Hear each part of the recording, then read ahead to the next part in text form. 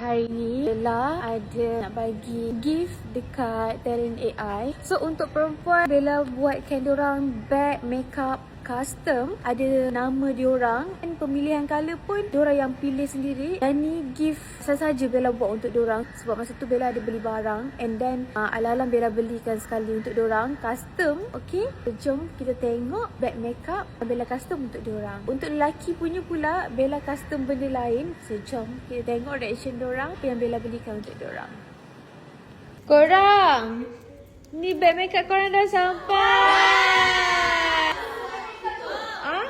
Yang ni Una, yang ni Rina, yang ni Sher, ni Faeh, yang ni Aisyah, yang ni Asla, yang ni Mira, yang ni Sophie. 1, 2, 3. Okay, pakai seorang je.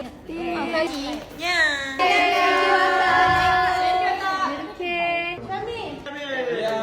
Aiman. Ipan. Lokman. Makan. Oh ya. Terry. Tiga. Ni gambar. Nanti buka plastik dia. Syamil. Terima kasih kakak.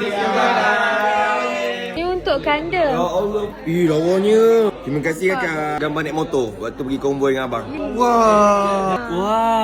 Tengok gambar Ihin yang mana akak ambil. Princess. Terima kasih kakak. Wah, ada nama Ihin. Ya. Dia letak kat beg ni nanti. Ya, letak tau. Okay, terima kasih kakak. Semoga dimurahkan rezeki. Okey. Riz.